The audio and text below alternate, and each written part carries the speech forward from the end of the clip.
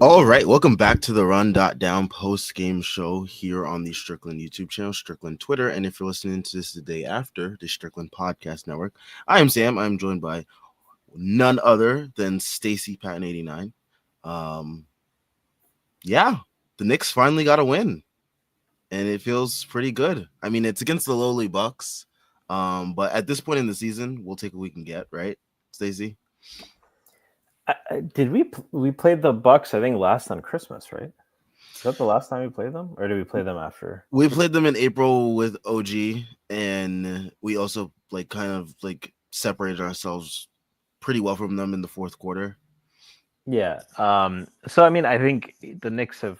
It looks like they've pulled ahead of them. I think one would have said that before this game, but I just remember the game last year, not the Christmas one. We played them and then Boston in the in-season tournament, Mm-hmm. and I think that game was a big. It was those two games back to back. We just gave up a million threes, right? And Milwaukee, it seemed, they had just gotten Dame. There's a lot of excitement. And it really seemed like that was the kind of team where it was like the Knicks just don't have the firepower, even with, and Brunson was still cooking them. And you fast forward a year, and now it really looks like the shoe's on the other foot. I mean, Brunson didn't even have a very good game. We can talk about that. But, how much the team has changed and how long they've come with the trades. I think the Bucks are, just thinking about that game right before it was during the in-season tournament versus now is pretty eye-opening. Yeah, definitely. Final score for today's game 116-94, and it's much closer than it actually was. But before we get into all that, BetOnline is the world's most trusted betting platform and your number one source for online betting. From the earliest odds to in-game live betting, which is some of my favorite things to do, BetOnline provides you with all the action and the ability to watch the games as they happen. With the largest selection of odds on everything from football, NBA, NHL, to entertainment and political props. And I can imagine a lot of people had some political props that either cashed or didn't cash this past week. Um, Head to the Bet Online today and get in on the action with America's most trusted site for online wagering. Bet Online, the game starts here. I think we will start with one Carl Anthony Towns, who had himself a night tonight. I'm just going to read off his stat line really quickly. 32 points, 11 rebounds, 5 assists, 12-20 from the field, 4 of 8 from 3. Great to see him get those 8 threes up. Got to the free throw line a little bit as well. But yeah, he just kind of had his way, especially in that first half. He had 27 in the first half. He was doing everything, passing, shooting threes confidently, dunking on guys, driving past Brook Lopez. Brook Lopez just couldn't stay in front of him, to a point where I think later in the half they tried to have Giannis guarding him for a couple possessions too. But at that point, it was already too late to stop the bleeding. But yeah, I mean, this was just great to see. I mean, it's been great to see Cat and what he's been doing. I think over the last 5 games, he's averaging 29 points per game or whatever it is. So, I mean, he's been exceptional. So, Stacey, your thoughts on Cat's performance tonight, as well as just everything leading up to tonight's game as well, too. Yeah, I mean, I think it's of all of the things that the Knicks have been trying to adapt to. One, you have to remember this is a team coming in tonight. A lot of people are hand wringing 3 and 4 and all of that. But they're still a top 10 net rating team, top 5 offense, and Cat's been a big part of that. For the season, just a very consistent performer. I think the thing that popped to me, is just the thing I've been most impressed with is really his passing. He's only averaging 2.3 assists for the season, had 5 tonight. But, and maybe he won't reach the assist numbers that, Julius Randle did or whatever. But it's just the way he finds those passes, right? He can throw guys open, so to speak, which is tougher to find in New York from a passer, at least on the gridiron. He can, he always has his head up even on drives. And he gives you that stretch 5 look. I think the defense is still a work in progress, but it was nice to see they kind of won that. And I didn't think his defense was that much to write home about tonight. I think he's been giving better effort than maybe he did in Minnesota.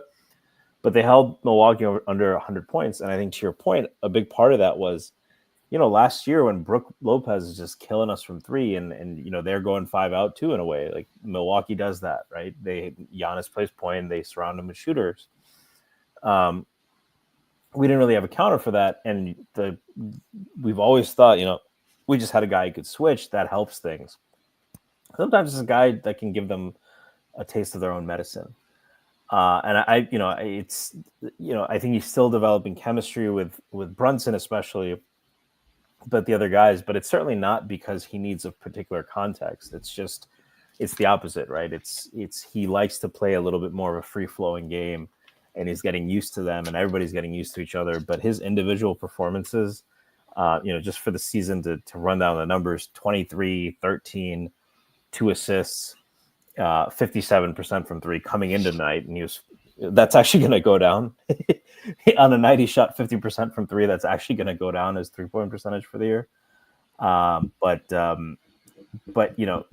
from that standpoint of the trade, it's very tough to not be very impressed with what Cat's been doing, and to not be pretty optimistic about the fact that when he's not full-time center, you're going to be even more effective, right? I think it's like, is he a 4? Is he a 5? I think you want him to be able to play both. He's really had to be a full-time center, but once they get Mitch and Precious back, he'll be able to pick his spots a little bit more, and deploy him more strategically, and I think that'll even help more. Definitely. I got distracted really quickly there.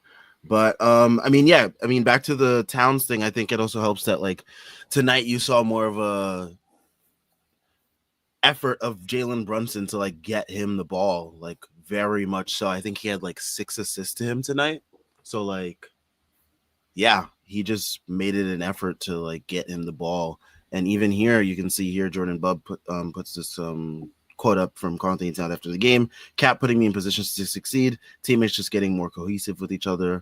Carl-Anthony Towns to Alan Hahn on Jalen Brunson. So, that is what's helping Cat, be more successful. And you're seeing it over like this past like road trip, whatever it may be, that the guys are just looking for Cat more, and like he's thriving in it.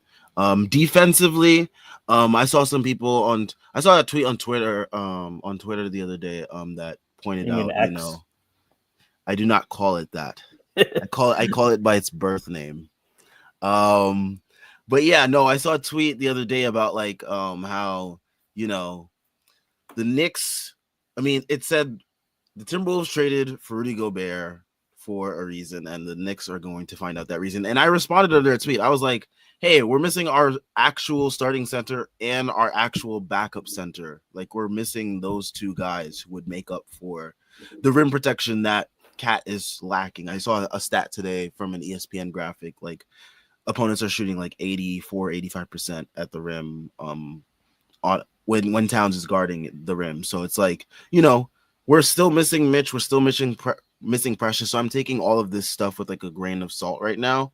Of course, you still want to see some improvements defensively, but I'm not going to be too hard on him. I'm not going to be too hard on the team overall as much as fans are, especially like, guys going in the roommates comment section and stuff like that. We even had a Matt Hillman tweet about it. Yeah, that's how you know it's serious. But I'm taking it easy with the Knicks right now just because I've stated from the beginning, and I think a lot of us agree that like I think 20 to 25 games is a good benchmark to like fully see this thing cohesive. We're also missing like literally our entire bench, from Campaign to Landry Shamet to Precious Achiuwa to Mitchell Robinson. Like that's a whole like 4 guys out of like a potential 9-man rotation that you're missing. But I think that's very key for fans to at least put into perspective when they're like judging this team so early on as well. There's things that you still want to see improved, but there's also that as well. Yeah, and I think Cat is giving you everything you ask of him. This is not a guy who came in with the reputation of being a great rim protector. We knew that. I think given that, are there times where you see his hands down? He doesn't move that great in drop. Yes, but we knew that when we traded for him. The offense, and again, it cannot be understated. Jalen Brunson, tonight he was 15 points, 14 shots. He's not shooting the ball well, which was the case to begin. This is a big topic of conversation. I'm, to your point, 20, 25 games. With Brunson, he gets at 20, 25 games. He gets, maybe a little longer than that even. We saw him start out the season slow last year, even his first year. Outside the mid-range, it took him a while to get on track. I'm not worried. I think he's dealing a little bit with some more physicality. I know DJ from Knicks Film School has floated the worry that some of it is Isaiah Hartenstein. We know this guy can hit shots, and we know that if the worry is no Hartenstein, I think Towns could probably stand to be a little bit more consistent in the screen setting. But he's a great passer. He had an amazing feed to Brunson underneath the hoop that I don't think even Hartenstein would have found him for. Because it wasn't like Brunson was wide open. He just kind of had a little bit of a seal, but he's 6'1". Who's looking for him on a seal, right? And Towns found him. So I think there's a ton of potential that just, I'm not even going to say it hasn't been explored. It just takes time. And they're still a top 5 offense. They're still able to do things like what you've seen tonight. And they're 500 and it's a tough opening. I mean, besides Detroit, every team they've played is at least a play-in worthy team. I know a lot of people are disappointed at Houston about the Houston game. Houston is probably going to be in that mix, in that 7 to 10 range in the West. They're a very athletic team. They're not probably the best matchup for the Knicks. And the Knicks had a bad night. So, I think that there's a lot to be optimistic about. My bold prediction, and I do want to kind of get your thoughts on this, Jericho Sims continues to be, when he comes in, they played Kolak. They haven't played Dadier or Hukporti really. Mm-hmm. Hukporti got some minutes. I forget, was it the Detroit game or was it Cleveland? Cleveland, where he's. I think part of that, and I said at the time, I think that was partly because he's a little bit. Cleveland just has size that it might have made more sense, but it seems like they're still sticking with Sims. I'm curious because I feel like that is kind of a ticking thing to me. I think Hukporti just has so much more upside with his size, his kind of offensive, his ability to catch the ball. He's much more further along at an earlier stage than Sims is. Yeah, and Sims has the benefit of experience. I don't want to rip on Sims. He's a good offensive rebounder. He had 4 tonight. Really does play his ass off. Let's not shortchange that. Yeah, but there are just limitations there, and I think that it's a matter of when, not if, for somebody taking a spot. Maybe it takes until Precious and Mitch come back, but yeah. Yeah, no, for sure. I definitely am one that has been paying attention to the Sims Hukporti dynamic, just because there are some mistakes that Hukporti's obviously gonna make. He's he's a rookie. He's raw still in that way. But I feel like just give him some consistent reps in a way that when we saw Deuce get consistent reps, we saw what he was able to produce in a lesser extent with Hukporti. If you give him these consistent reps, you'll see some type of consistency with his production as well, I think. But yeah, let's shift focus to one OG Anunoby, who put up an amazing stat line. I mean, scoring wise, it's not the greatest thing on earth, but 14 points. Took 8 threes. I love to see the 8 threes. I know he only hit 1, but it's great to see OG just taking that many threes. He's not someone that's really known as a volume 3-point shooter. So it's good to see a lot of these guys, even Bridges getting up 11 threes. I know he only hit 3, but I like to see the volume. These guys aren't known as volume guys, but the big question when Dante was shipped out of here is who's gonna up their volume to match that production that just exited. We know Cat's gonna get up threes, and it's good to see these other guys getting up threes. But back to OG with the 14 points, 6 rebounds, 5 assists. He's been getting he's been getting 3 to 5 assists in a lot of these games lately. 3 steals and 2 blocks. Just all over the place defensively in a good way. Just a great game from him. And great game from all the wings, I would say, on this team in terms of defense. Josh Hart almost put up a triple-double. Mikal 17 points, 3 rebounds, 3 assists, a steal and a block. Just what you expect to see, and good to see it against. I know the Bucks aren't like the greatest team right now, but I mean they still have like some talent like that you have to respect. And it was good to see these guys just kind of lock in on that end and make things really hard for the Bucks. I mean, they were up to like what 72 points in the beginning of the fourth quarter. It's like they scored all this points to get up to 94 in garbage time, basically. Yeah, and they didn't even shoot the ball that well, right? 14 for Nope. 46 from three. Besides Cat, Brunson 0 for 5, Bridges 3 for 11, OG 1 for 8. I'm not ripping on any of them. To your Yeah, point, no. and I think they're starting to realize Tibbs is an inside out coach, right? He wants it's when you drive and kick, that should lead to another drive and kick. Ideally, the Tibbs mindset, I think, is eventually it leads to a layup, right? Not to you take the catch and shoot three as like your other option, right? It's like a coach who likes to run the ball and throw it deep, but really the deep ball isn't what he wants. He wants to if you have kind of an RPO game, he wants to run the ball. He just wants to make you not load up on the run. And I think they have to flip that script a little bit. I think they're getting that a little bit now. I think that you're seeing that with some of this volume numbers, right? And a game where they go for, and that's they can put up 94 in their sleep before garbage time, going 14 for 46 from three with no one besides Cat really having a great night shooting the ball. Even Deuce was 2 for 6 from three. I thought Deuce was also pretty good. And I think this is a team they match up well with. Brooke is, you don't want to use the W word, but I'll use it, washed. A lot of these guys on the Bucks, they're entering that like washed to semi-washed era Bobby Portis looks like themselves. a shell, man. That's the guy who usually kills us. I did not. Torian Prince is the guy that usually kills us. He's been ass. he took away the Julius Randle game, right? Yeah. And even Giannis looked mortal, right? I mean, he's doing everything now. Dame is a guy that used to kill us. Pat And Connaughton used to be a guy that used to kill us, just getting all those open threes and stuff too. yeah, so they have a lot of good players, and I still think this will be a team that's in the playoffs. But we shouldn't take anything away from the Knicks. This is a team that is expected to be in the mix, and the Knicks did what they Handled had to them. do very easily, right?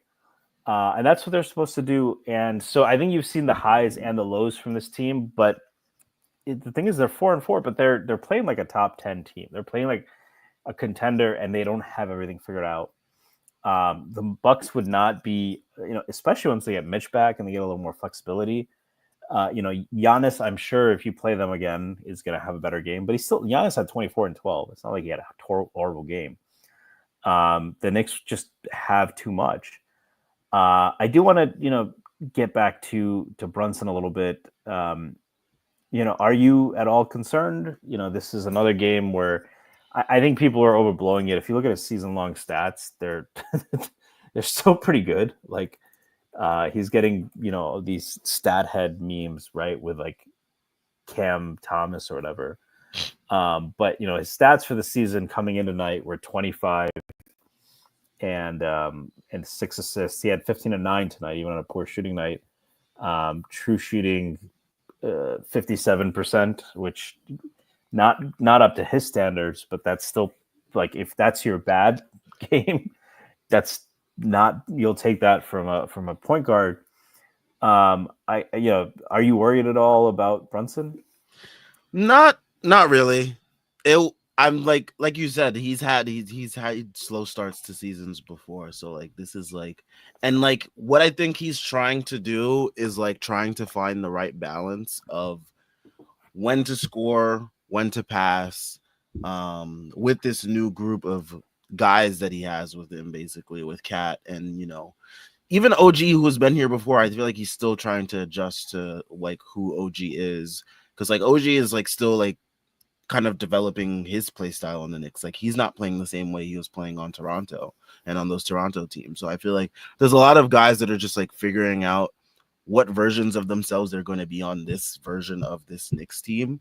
And like that includes Jalen Brunson. I mean, for all the greatness that we saw in the playoffs last year, he doesn't have to play that way this year. And I think he's like slowly figuring that out. And I think it's just about finding that right balance. And I think, like I said, that 20 to 25 game mark, I think will be a great benchmark to see where everybody on this team is, including Jalen Brunson.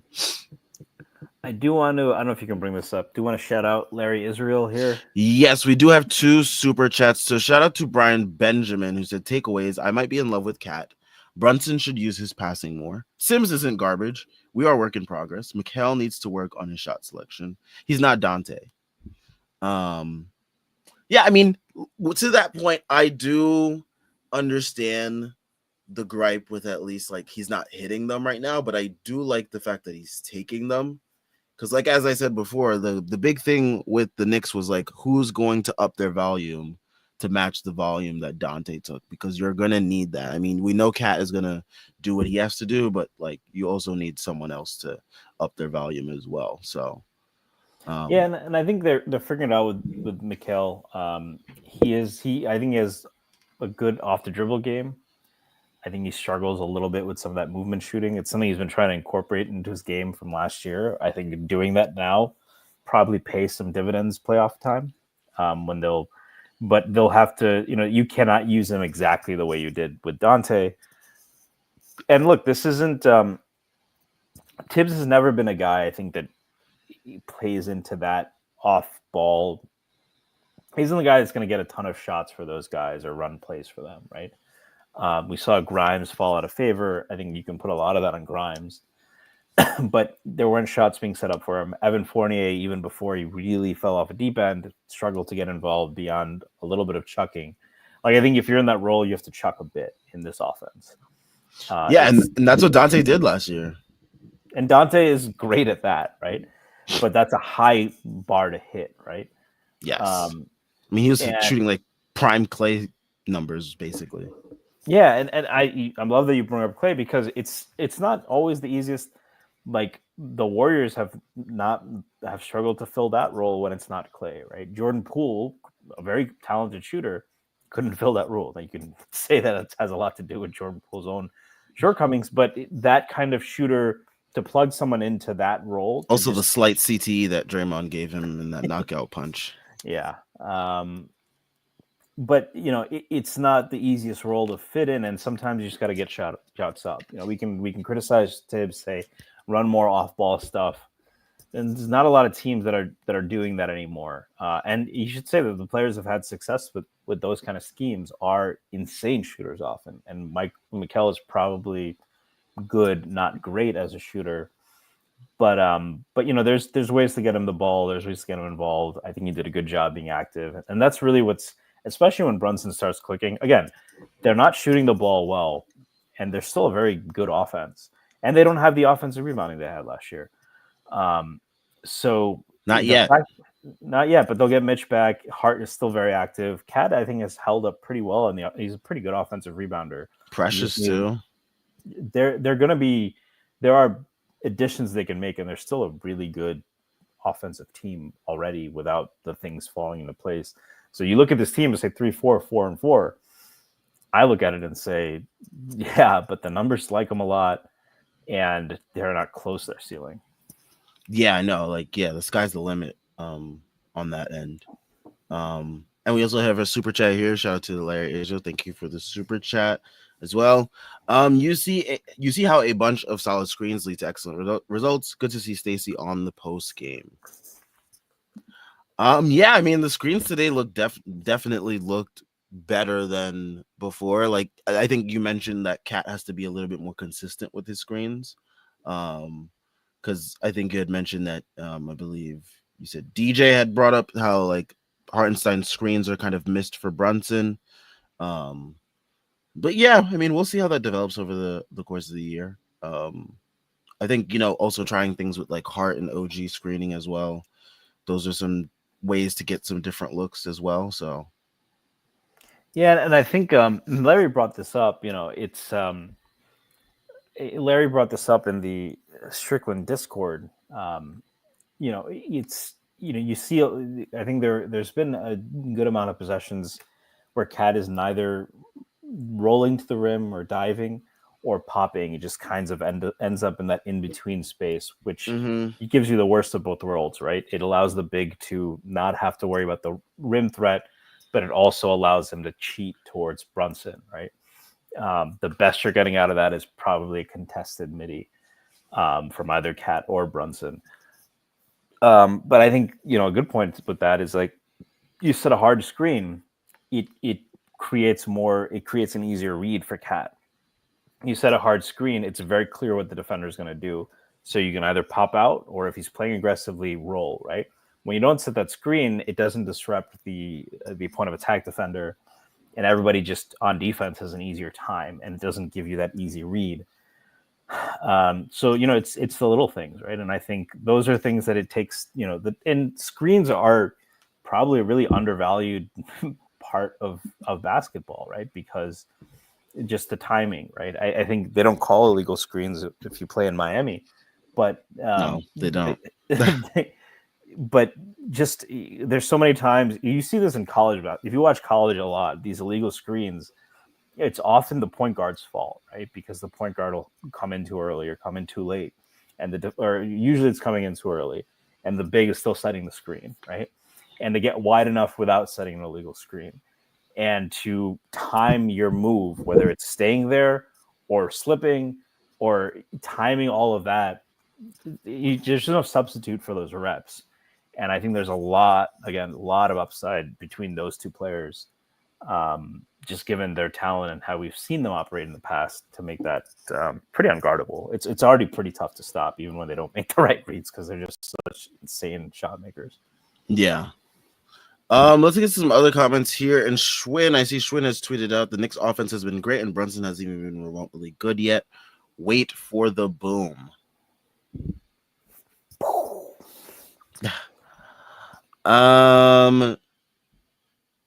Yeah, Tyler Kolek off the bench tonight. He had some garbage time, but he also had some good minutes in the actual game. Like he had a corner three, had some assists. So hopefully, maybe Kolek's taking Campaign's minutes, maybe not. Campaign continues to be out with this hamstring injury. But Jordan Bub tweets out Tyler Kolek off the bench tonight. 15 minutes, 8 points, 3 rebounds, 2 assists. 6 of 8 on threes to start the year. Your thoughts on this Kolek Payne dynamic situation? Yeah, it feels a little bit like Quickly versus Rivers. Quivers, yeah. Where Austin Rivers was the more experienced guy. At that, Quickly is a great defender now, obviously, and was most of his career. First half of the Knicks' career, he was not great. I still think he had the ability to make some good reads, but it was really all instinct. It wasn't playing within the scheme, and he's never been a great point of attack defender. But it took a while for Tibbs to trust him over Rivers, but part of it was Rivers playing sometimes like an asshole, right? Yeah. I think, and Campaign has that tendency to do that too. And I don't think that's who Payne has to be. No. But he needs, I think, Kolek is showing that if you don't get your head out of your ass, then those minutes are very much up for it, up for grabs. Because Kolek is going to continue to improve. I do worry still about the defense. I would imagine that's what's keeping him on the bench. But he's shooting the ball really well. He is not McBride where he can just pull at will. But he got 4 shots up in 16 minutes at 2 of 4. And, his release is not slow. So it just, if you're a Knicks fan, that Quivers year, we were very obviously rooting for Quickly because, Quickly, aside from the fact that I think he was just flat out better, and, we didn't have to relitigate the Alfred Payton stuff, that presented hope for the future. We don't need hope for the future, but it's nice that we have that extra depth. Yeah, for sure. And we haven't even seen, I think every time I've seen Pacom Dadier, he just looks like he belongs. I'm still pretty high on Ariel Hukporti. That guy's fucking massive. So I think they had a good rookie class. And I think, I don't know if I'd be worried about Payne getting Wally pipped just yet. But it is, he has real competition. And I don't think Tibbs is blind to that. Well, as long as Payne doesn't have one of those Austin Rivers versus Utah fourth quarters, then I think Kolek's pretty good. I think by the end of this season, I could see it happening. So maybe I mean, hey, he had one of those like quarters against us in the playoffs, so not to the same degree of like Austin Rivers like completely torching the Jazz in like an empty arena during COVID, but yeah. Yeah, I mean, no, what I'm saying is I could see Kolek taking over Payne's spot. Oh yeah, no, definitely. I think Payne is still a valuable player, but I think on that bench you're trying to. It's a little bit maybe a better fit for Kolek's skill set because Payne is still a score first guy. He's a little bit better at facilitating than McBride. Kolek is the kind of guy you can get on that bench and say, I can get McBride going. That's something I used to see in the 90s a lot. In the 90s, it was very fashionable to create these all-star backcourts. The Sixers tried to do that with Iverson and Larry Hughes, right? I remember hearing this quote from Jason Kidd: "If you gave me Iverson, I'd give him 40 a night." But it's actually great backcourts was always this hallmark thing. It's tough to really make that work for guys who make each other better, right? Because you occupy a lot of the same space. Kolek is a guy who does that. And I don't, make the other player better is, it's a loaded term, but just, creates advantages. Exactly. And gets guys in their spots and is constantly keeping all the options open. That's really what you want, right? Whereas Payne, I think, is capable of that, but tends to, once he picks once he makes a decision, either go the hoop or shoot, or go for that floater, it kind of he isn't able to keep the other options alive the same way.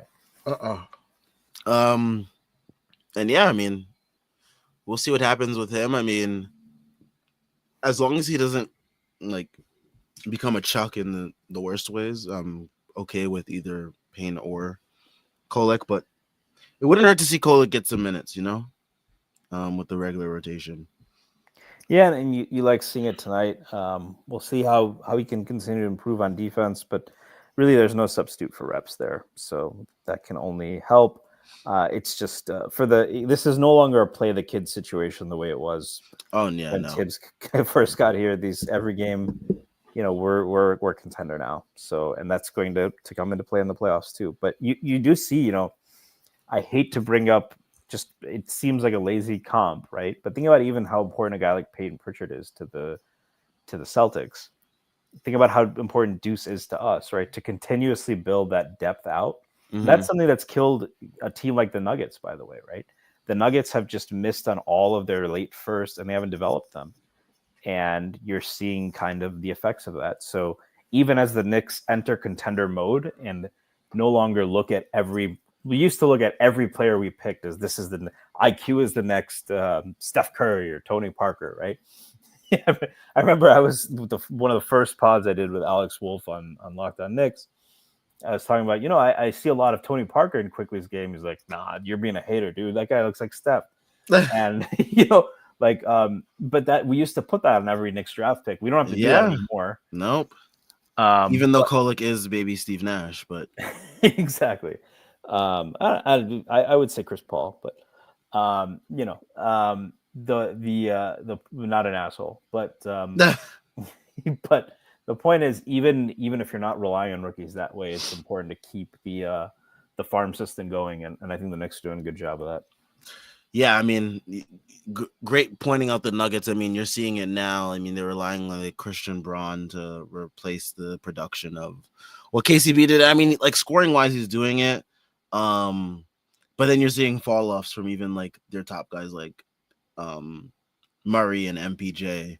And then they also dealing with injuries like with Aaron Gordon and stuff like that. So it's just like it's a messed up situation over there in Denver, and it doesn't help that they haven't drafted that well because like it's like, oh, now you're relying on Julian Strother and like Zeke Naji, and like Zeke Naji is basically giving them nothing. So you don't want to end up in a situation like that. So it's a good thing that Knicks continue to do well drafting despite like not being able to pick in such advantageous positions. So yeah. The Knicks all starting five scored in double figures once again. That is the 7th straight game where they've all scored in double figures, and that is a franchise record. So, I mean, Knicks used to be a team that really was reliant on their depth. Now they are super reliant on their starters. I mean, you see it alone in this stat. And yeah, I mean, it's so interesting how this Knicks team dynamic has changed from like our staple all these years and our calling card all these years was like depth with like we had like you could go to our like 11th man and he can be like an 8th man on like another team or something like that. And like now it's just like Knicks are super reliant on their stars. And I mean, part of that is injury. We're missing like a lot of guys that would have been in the rotation right now. But also it's like the consequentialness of consequential consequences of like these trades, you know? Yeah, and I'll also say they were deep, but they're also top heavy. It did mostly, and it still is a little bit to an extent, Jalen do something, right? That has been the MO for a lot of the Knicks' best moments over the last 2 years. And this is just show, and you'd always have, I mean, even this Josh Hart thing, considering how much they've struggled, I think that Josh Hart needs to not start. Noise has been very muted, considering that. Because they're playing really well. Everybody's eating, right? The only worry is that Brunson isn't eating enough, right? Or we're not getting the production. But the fact is that this is the most they have balance, right? They do lack depth compared to before. McBride is able to go off, but he's not quickly in the sense that he can create his own offense the same way, right? While getting others going. That's fine. He's still, I think Deuce has been awesome, but it's become just a much more balanced starting five. That's how I put it. Where you would say that it's really you had Brunson and Randall, and then if it's Grimes, maybe one game he gets a bunch of threes off. RJ gets hot, or is playing a defense that isn't able to account for him. But those were sporadic, right? It is just very balanced. All five guys are capable of scoring in multiple ways. Mm-hmm. This is what you want. This is what you. I mean, they're the team that won the championship last year, ran away to the championship, really epitomized that, and that's who the Knicks are trying to beat. But we saw game one that didn't happen. This is how you do it. You keep teams from being able to key in on Brunson. You have multiple ways you can attack. Right, if a team has good wing defenders, you can try to go after their guards. A team goes small on Cat, right? I mean, there were teams that would hide smaller guys on a guy like Mitchell Robinson.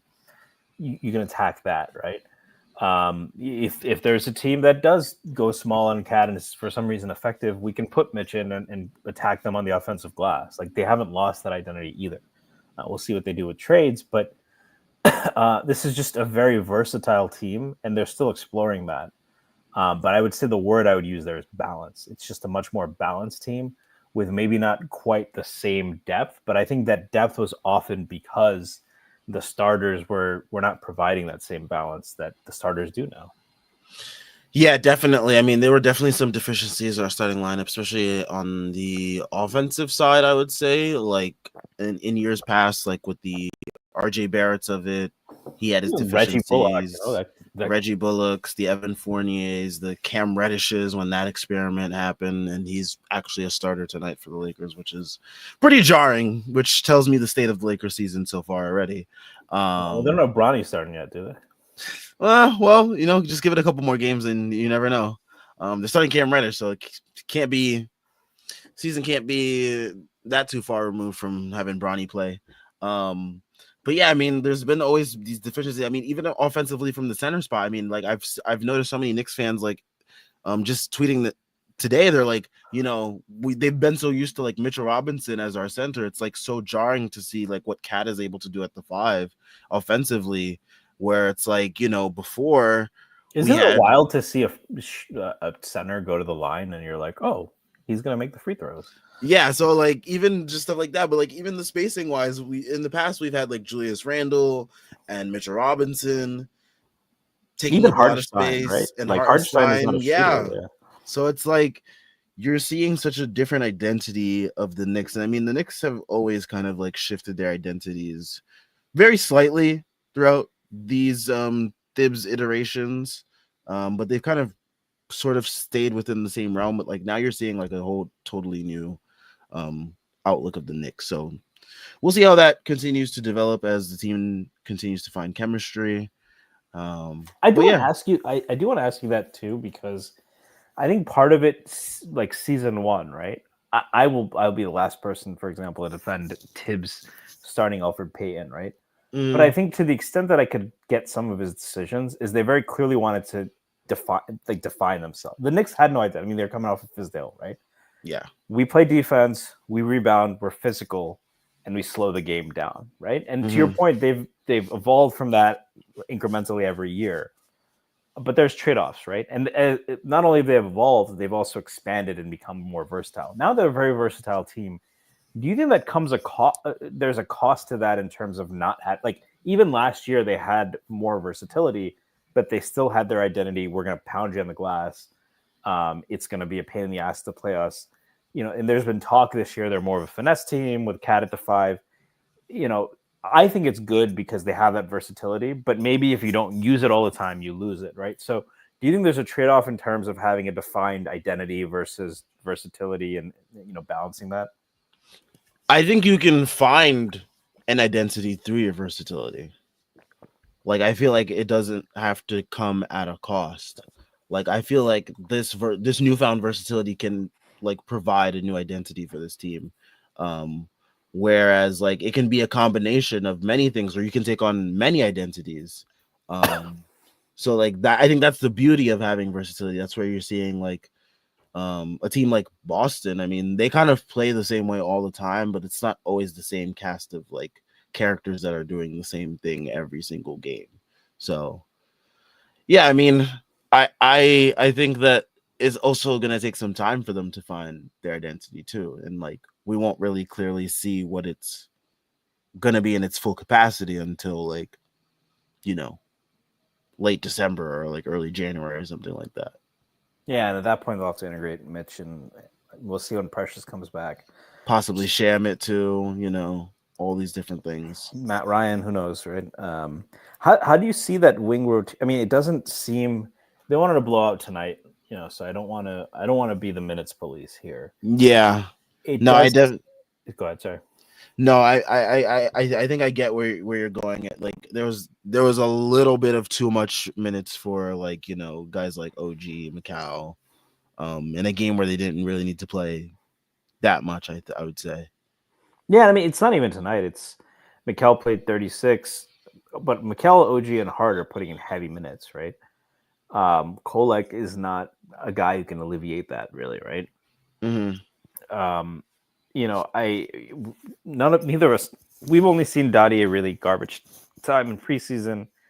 It seems like whether it's him, Matt Ryan, or if neither of them sham it when he comes back, it seems at some point though there has to be another guy who comes in, right? Or maybe Precious alleviates that just by sparing Hart some minutes, and it cascades. I don't know, but it Yeah, does seem tough to make an 8-man rotation with Kolek being the ninth just work long term. yeah, no, there definitely has to be some type of changes there. When guys get healthier. I imagine it is some combination of like Shamit and Precious, like we saw in preseason. Because I think preseason kind of gave us a pretty like rough draft of like what Dibs was envisioning in terms of rotation wise. So the fact that we did see Shamit and Precious out there, But I mean, to are you kind of? Do you think like where are you at on Dadier? Again, I know we've seen very little. I like him, but I don't think Dibs trusts him yet. Like he tried to play him really early on in the season, like for like those first like 2 games or whatever it may have been. And like he just completely went away from it. So I think like I feel like if this was a season where it was less consequential, he would have probably played him a little bit longer into the like you probably would have seen Dadier play a little bit more minutes these last couple games too. He doesn't Because look out of place out there. That's he doesn't, but I feel like Dibs just like still doesn't trust him because he's not doing anything that's like super profound out there. Like when Quickly was out there, like you knew when Quickly was out there, like he was making like shit, like making big plays happen and stuff like that. I feel like for Tibbs to trust you, you have to be like doing something that's like really gonna like stand out. And like he looks like just a regular old guy out there, but like I feel like that's not enough for Tibbs for a guy that's like 19 years old or whatever it maybe he is. Yeah, and we're not seeing him in practice. I think he's looked reasonably comfortable. I actually was very surprised by his defense from what I've seen Mm-hmm. in a good way because you hear about these guys, especially overseas, right? But they, super young, right? He just turned 19 before the season started, and he's toolsy. So you assume at that point, okay, if the guy's 6'9" and can shoot a little bit, he must not have no idea what he's doing, right? Otherwise, why would he go Yeah. 30th in the draft? That hasn't been what I've seen. I have seen a guy who seems pretty heady with that shooting ability and those tools. We're going to watch him in practice. And to get the Knicks scheme, we've even seen McCall and OG struggle on defense, right? They're still learning a lot of things. I would imagine some of it is just, at this point, we've always given Tibbs a hard time for playing guys too long in blowouts. But in this sense, these are all new guys playing together. And even on defense, you need that chemistry. I think Mikal and OG, there were some clips from the last game where they just really were not on the same page. You know those, especially those two guys, because you're playing Brunson and Cat, who are not great defenders, a lot of minutes. You're going to need those two guys to pull a lot of weight. That's really a big bet this team is making. So I get it from that standpoint too. It does seem like at some point, I don't know if it's load management, I don't know if it's a rest day, I don't know if it's whatever it is. It does seem like somebody else is going to have to emerge off the bench, and it'll be interesting to see who it is. Yeah, a matter of time. Time will tell. Let's see what the comments we have here. Tom Thibodeau talks about what he's seeing from Tyler Kolek. Goes along with what we were saying. He says he's got a great feel for the game and he's a worker. Next opponent for the Knicks on the road, Indiana at 5 p.m. on Sunday. I hate those type of games. Like I feel like the Knicks like usually either just come out like, first of all, Sunday NBA games are like always almost blowouts. So like either we're gonna get smoked or we're gonna smoke them. The Hornets kept them under 85 points tonight, which is like really jarring because like the Hornets aren't really known for their defense, and like the Pacers are like a team that like they wake up and they breathe and they put up 100 points. So it's like very interesting. So we'll see how they come out against us. Teams always love to Well, we also just beat the shit out of the Pacers. True. So they'll have that on their minds, they'll have this loss on their mind. So it's just like, yeah, I mean, it doesn't look like Halliburton has been himself this year. I don't know if it's health reasons. well, allegedly he has back spasms that he's been dealing with since he's been 18, but now it's an actual issue because he sucks at basketball. Much as I want to jump on the Tyrese Halliburton train, they've been going through some stuff. It's still a very talented team. Mathurin is a guy who's given the Knicks problems, just dealing with Turner. And I think Turner was the most underrated part of that series, by the way. Yeah, he killed Hartenstein. He killed Hartenstein. It also, because of Siakam, you cannot, I think ideally you'd like to put a guy like OG. I would have put OG on Turner if possible. OG got hurt, but but you're putting a small on Siakam, right? Who is very capable. I mean, Siakam at this point might be a little underrated. I thought he was overrated in this Pacers setup. He's definitely been like killing it. He's what people thought Jeremy Grant was when he got that contract. Yes, definitely. So he's a top 25 player, I would say. But I think that first game again, the Knicks were still figuring stuff out. The Knicks match up really well with them. I still don't think they have a good answer for Jalen Brunson. That seems like a good get right game for Brunson. They have the Brunson stopper, Aaron Nesmith. Yeah, God, that was one of my least favorite narratives of the offseason. I just hate when Brunson goes to these bad shooting stretches and everyone's like, I don't know, is he a good ISO player? Can he deal with length? It's like, we've seen him do it, bro. Sometimes the shots, the ball doesn't go in the hoop. Look at the aggregate. That's my take on it. I think people do a lot more work on this and they have their reasons. So I'm not trying to shit on anyone, but I think that looks like a good get right game for Brunson. As far as Sunday afternoon games go, besides Salt Lake City, I can't think of a city that probably has worse nightlife than Indianapolis. So I don't think they're going to be out at the clubs Nope. early in the morning. So Don't that's want to be good. hanging out with the hick farmers. Yeah, go to Larry Bird's house and shoot on the cornfield, the dirt hoop. We have a $2 super chat from HB Greg. Shout out to HB Greg. He says the legendary Stacy returns. Thanks. Thank you, Yeah. sir. Ma'am, sorry, don't know. Greg, I'm assuming, sir. So Yeah. Jordan Bub brings up Terry Halliburton's stat line tonight: 6.7 rebounds, 9 assists, as the Hornets went on a 52-19 run to end the game. I kind of fuck with the Hornets this year, though. I'm not gonna lie; they're a fun young team. Minus one person that should be fuck that guy, but incarcerated. But yes, I've always been kind of a LaMelo guy. Like the draft where we got Obi and quickly, like LaMelo is the guy I wanted in that. Like I would not have been upset about a trade up at the time. And I like Brandon Miller a lot. I think those are two really good pieces to have. That's a good duo, and I mean, like Trey Mann's been doing his thing offensively off the bench, looking like a 6-man of the year candidate. Who else is looking good for them? I don't know, but like they have like a pretty good, solid start to a young core right there. So yeah, there's a lot of teams that I mean, it pains me so much to say this, but the Nets gave. I assume they lost. Yeah, they did lose in overtime to the Celtics, but they gave them a run for their money. They give them. They're playing teams tough. That is not a pushover team. I'm not willing to give Cam Thomas credit for that. Well, you can give Dennis Schroeder and Jordy Fernandez credit if you'd like. I will do that. They have some. They have some solid. I mean, first of all, they traded 3 superstars, so you would expect them beyond the picks to get some good players back. I've always thought Claxton's a good player. They have old friend Bojan Bogdanovic. By the way, I was kind of happy for him that he ended up on the Nets. Doesn't have to move again. He has familiarity there. I thought he played well for the Knicks. They oddly benched Ben Simmons before tonight, which I thought was strange. But well, I mean, at least someone had the balls to do it for the first time in his career or something. I don't know. Like, I mean, I feel like he's averaging 6, 6, and 6. This is a very like for your students, Sam. This will be a good 5.8, 6.0, 6.2. There's so much perfect symmetry there on his points, rebounds, assist numbers. But like Nets fans are talking him up, right? There's a resurgence and 6 points a game, so I guess maybe not. But I mean, for the money he's being paid for this to be called a resurgence, it's like, all right, I guess. I mean, this is a guy that rookie of the year. He's 3-time All-Star. I don't know too many situations like this that I've seen.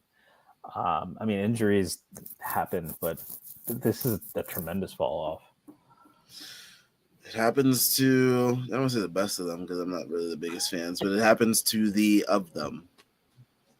Yeah, but I mean, I think that's another team. The Raptors, the Raptors I don't think are great. They're not a serious team. But RJ and Dick been killing it. Yeah, they're giving teams a dick. But there's some talent in the East. Even the Pistons, they've been feisty. Is there a team right now that's just like mailing it in the East right now?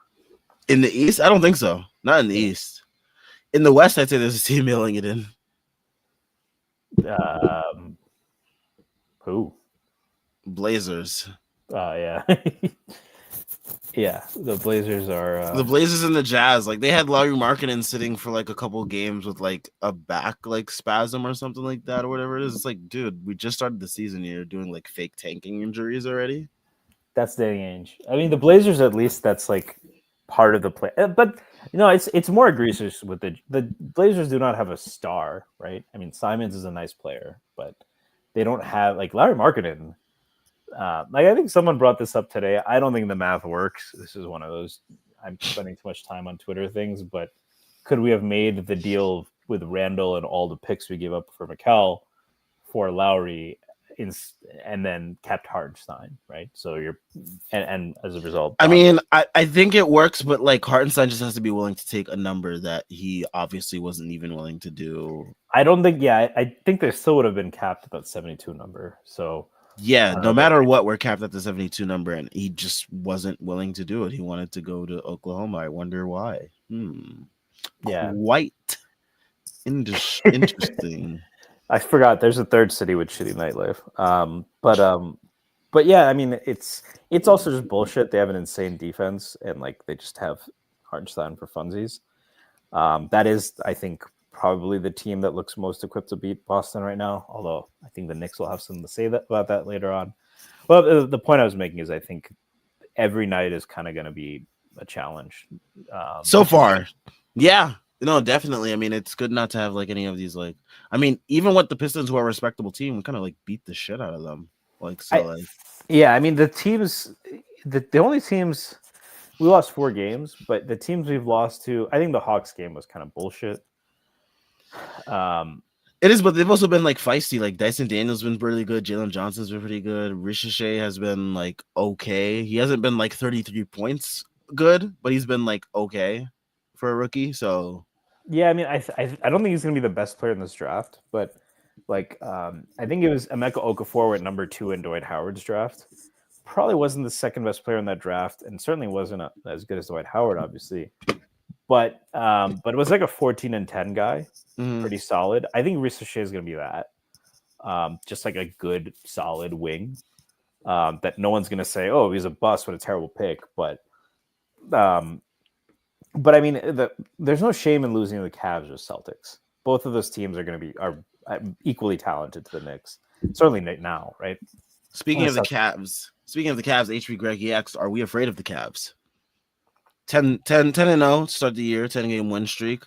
Had some convincing wins, including a convincing win against a Warriors team that's actually been pretty good this year. They were up by as much as like 41 today against them. They won 136 to 117. They've already put up 130 points in 5 games this season, and there's only been 10 games this season already.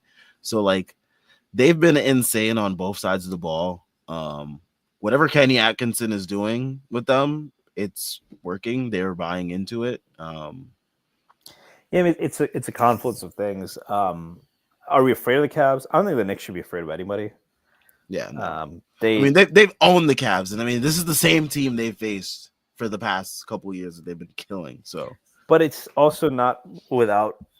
It's not. It is worth mentioning. First of all, this is a great regular season team. Yeah, the year the Knicks beat them, they were by net rating, I think, the best team.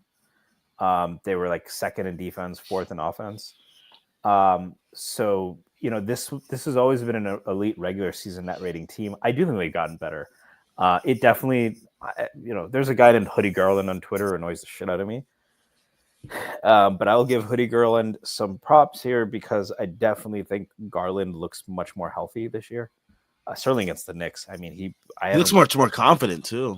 Yeah, they have. I don't know if him and Donovan make each other better yet. I don't know if I love that, like the synergy, but they're both clicking at the same time. That's for sure. And I think you just see a pretty substantial. I mean, I'm not going to say it's some kind of big leap, but it is the kind of improvement you've expected from Evan Mobley for the last year or two that just seemed a little late. He's much more confident around the rim. We saw that against the Knicks, finishing through contact, taking dribbles, hitting threes. I don't know what he's shooting for the year from 3, but that at least seems to be, it seems to be something where it's like, okay, if you leave him wide open, he's capable of not. He's shooting 38%, only 2 attempts a game, but seems like he's like dishing the ball much more this year. Yeah, just seems much more comfortable on offense, and he's giving you the defense that he's given you.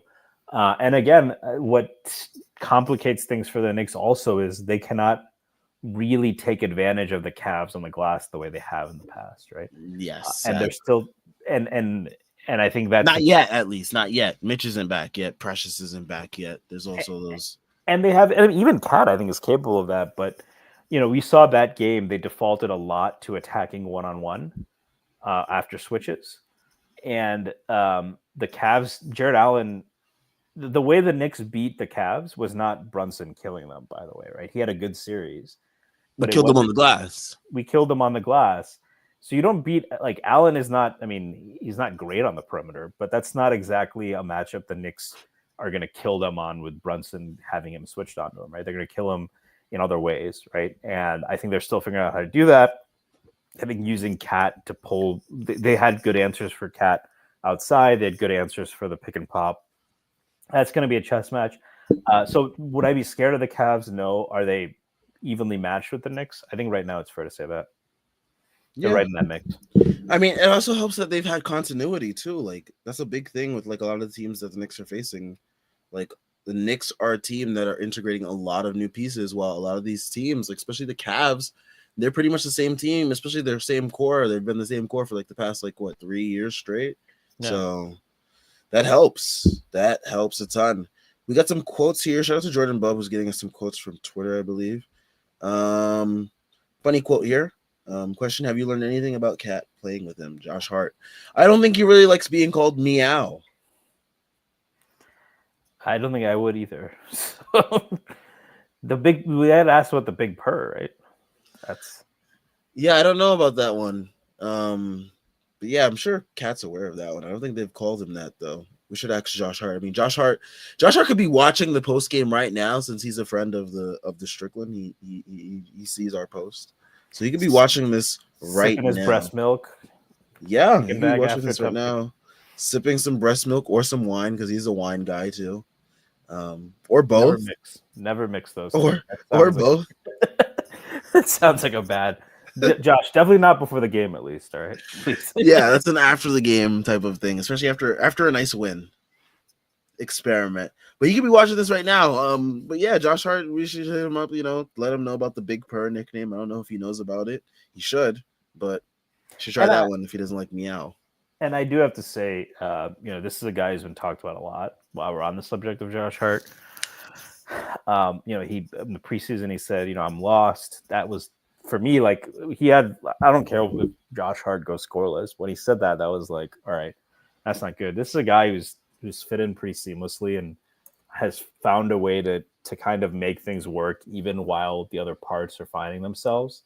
For the season, 14 points, 9 rebounds, 4.7 assists. I mean, he has given us Draymond Green numbers. I don't think he's quite that defender. I'm not saying he's this, but he's being Draymond light for this team. And to do that, we've talked about how much, Brunson is still adapting, Bridges, OG, all these guys are adapting. He is the quintessential glue guy right now, and maybe the best in the league in that role right now. So shout out Josh Hart. And obviously in terms of a chemistry and personality standpoint, it definitely seems like he's bringing that too. So yeah, and it seems like Carmelo Anthony was in the locker room hanging with Karl-Anthony Towns and Jalen Brunson. Carmelo Anthony spent a lot of time, and he says Karl-Anthony Towns said to be here in New York, one of the greatest Knicks of all time of my life. I like that he pointed it out, of his life. It's pretty cool. Towns has Anthony's old locker, so it's pretty dope. I know Karl-Anthony Towns grew up on the same era of Knicks basketball that I grew up on, which is the Carmelo Anthony, Amari Stoudemire. Like when Amari Stoudemire got here, like that is when a lot of young Knicks fans like myself really started getting in tune with basketball and the Knicks in general. So I can relate to Karl-Anthony Towns in that way as a fan. Yeah, that was kind of my second coming when the Knicks. I was a senior in college when the Knicks got Stoudemire, so that was a little bit of an awakening for me. When I grew up in the '90s, with those times, there's a long lull, and then they kind of came back. I do feel happy for Cat because when Melo came back, there was so much pressure. It was a homecoming for both. I'm sure Cat also relates to that a little bit. It seems like he kind of, I'm not saying there's not pressure on Cat, but he's not looked at to carry the franchise on his shoulders. Yes, he's not looked at to be a savior like Melo was. He's looked in to come in and do what he's been doing, and I think that's probably helped. I think it's also that the fact that Melo was just also like at a higher level of like superstardom than Cat was when he got here. They were both top picks. I think LeBron and Melo were paired from high school, right? I Mm-hmm. don't know if you remember this, but when they were in high school, they played against each other, and I think LeBron had 34, Melo had 32, but his team won, and they were best friends. They went 2 picks away from each other. Mm-hmm. Melo was always tied to who ended up being the second, in my opinion, second best player of all time. You want to disagree, that's fine, but it's just Cat is coming in with a little bit not having that level of spotlight, so that's nice for him. Yeah. Brunson, I haven't been satisfied individually with how I've been playing, but we win. That's all I care about, and we just move on from there.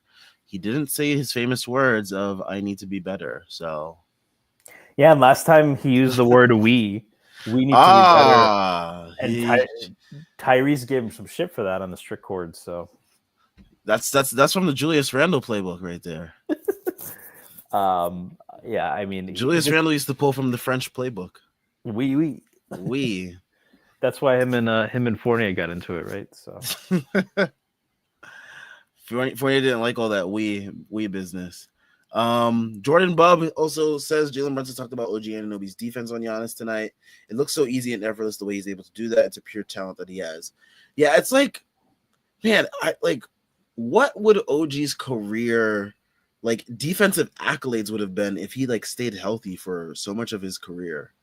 Because like I feel like he is like always hampered by injury, and like hopefully this year, knocking on wood, that he can stay like healthy for like 75 games and give us a full playoff run. Because like this guy is just incredible defensively. Like the way he's able to just like stay with guys like Giannis and like guys like Embiid, like we saw in the playoffs last year, it's just like remarkable that's like to have that type of player on your team. Yeah, I mean, he's a great on-ball defender. The off-ball stuff impresses me. Just like when he reaches in, it's like he is like a gravitational pull. When he is, it's like an octopus too. Yeah, or it's like I don't know if you ever play Street Fighter, but I don't know if you remember Dhalsim, the fucking extend hand guy. Mm-hmm. Like, and then the thing is, like, there's so many guys. They get in, they can disrupt the pass. When he goes for it, it's his ball, and it's a fast break, and it's over, right? And he by the way, he doesn't miss fast break layups. Like once it's like one-on-one with him, he's just gonna do something. Might not look explosive. It's going to be a bucket. But he gets his arms in there, and then he has the ball. He just has a gravitational force for the ball, while also being able to be awesome on ball. I don't know if there's a comp really. There's shades of a guy like Tayshaun Prince. He's a little more physical, I think. It's like a bulkier version of him or something. Yeah, I'm not gonna say Rodman because Rodman is just his own thing. I'm not gonna say Draymond for similar reasons, but yeah, if he stayed healthier, it's like picking like the best qualities of those defenders. A lot of like the switchability, certainly, and the physicality of Draymond. In terms of hands and stealing the ball, he reminds me a lot of Tayshaun and Shane Battier. Honestly, those just like the ability to just to get in those passing lanes, the reflexes, the like kind of hand-eye coordination there. Great defender, and he adds value on offense. A lot of those, I mean, there's been a lot of great defenders. Look at a guy like Tony Allen. You don't add value on offense, it limits what you can do on defense, right? Yes. So I think the 3-point shot hasn't fallen the way you'd want.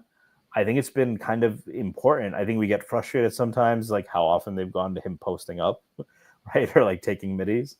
I know, like me and Schwinn have kind of at times like complained a little bit about it, but it's a good weapon for them to have, especially from your fourth, fifth option, oftentimes.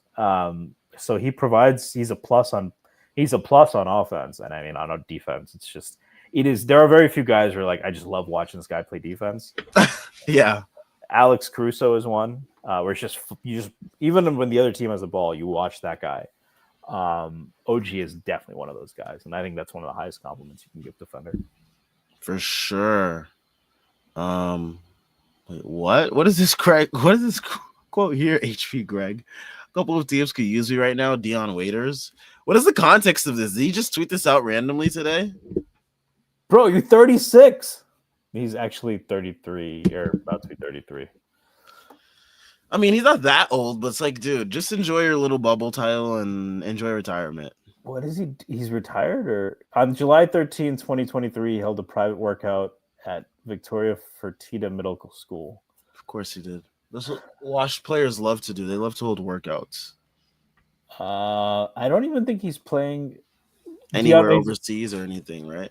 I just see an article from Bleacher Report where Dion Waiters reveals lessons learned during Miami Heat stint. I guess he did an SI interview. Let me check on Twitter. Okay, the next quote is better. I can still go out there and get you 20 right now. Literally 20 right now, respectfully. Shout out HB Greg. Apparently, Scoop B, very reputable source. Very, very, very high level source right there. But I guess he did an interview with Dion Waiters, and Dion Waiters says a couple teams could use me right now. So I can still go out there and get you. Go ahead and pull this one up from HB Greg. I can still go out there and get you 20 right now, literally 20 right now, respectfully, I say that. I'm not just talking because I was born with a gift. All right, man. Sure. Whatever. Whatever makes your heart happy, dude.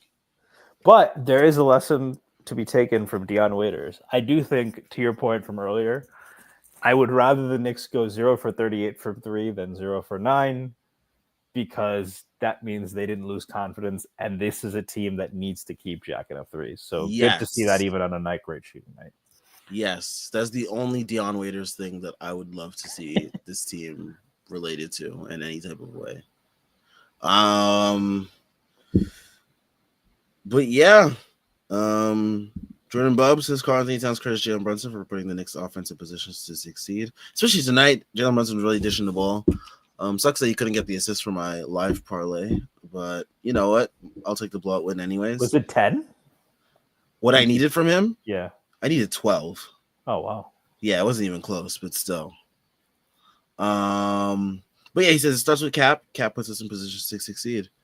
I love how Carl-Anthony Towns just like calls him Cap. Like he's talking about like Captain America or something, like in the Avengers. Yeah, it's his first year being captain, right? Yeah. It honestly makes me think of, only because I watched Winning Time, and that's what they all call Kareem. So it makes me think of a guy like a foot and a half shorter than Kareem that says Cap. But yeah, I mean, it's clear this is what you want from a superstar trade. You know, knock on wood, nothing's happened like that. But a guy just comes in, he knows it's not his team. He hasn't fought on that, but he's produced. And I actually think Towns is a pretty polished guy. And, you know, I think they look for guys like this, besides Hart, who's every now and then going to say something wild because he's Josh Hart. You very rarely see the guys say the wrong thing. And even, I mean, we clown Randall for like, oh my God, he kept saying we. Randall never had a gaffe in front of the media, right? The way some other players have, maybe. Yeah, so for sure. That's you know, another part of the front office, I guess, finding guys and building that culture.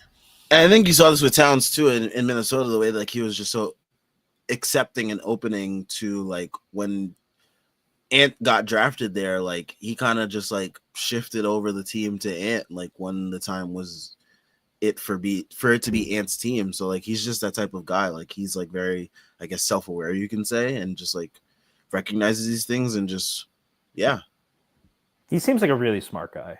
He's been through a lot, obviously, in his life, but I've you know, it's only been a few games. I've been very happy to have him on the team. So especially for someone that I know Schwinn shit on a lot, but he was not a Knicks. So did I. I mean, you can just look through Cat and my tweets. It's like an emotional roller coaster. Yeah, but it's nice to have him here. And definitely. Hopefully we'll have a lot more great moments. All right. So I think we'll end things here. We had a great conversation. Shout out to all these super chats. Shout out to all the comments. The Knicks play again on Sunday, Indiana, 5 p.m. That should be a very interesting game. And hopefully the Knicks can make Tyrese Haliburton continue to look like garbage. That would make me very happy, especially on Sundays, because my football team sucks, so I don't really have anything else to really bring me joy on Sundays. And yes, shout out to HB Greg with the hashtag here, support teachers. A lot of teachers just had a rough week, parent teacher conferences and report cards. So yeah, and you know, support teachers with all the other things that could be happening in our social political climate. So, yeah. But yeah, make sure you guys tune in for the post-game show. I will be on. I don't know who will be joining me, but I will definitely be on after the game. Shout out to everyone here. Make sure you guys leave a like and subscribe. Check out all the links in the description. We got links to the site, merch, Patreon, Twitter, and Instagram. Check out all the great work that we're doing here and have a good night. Peace.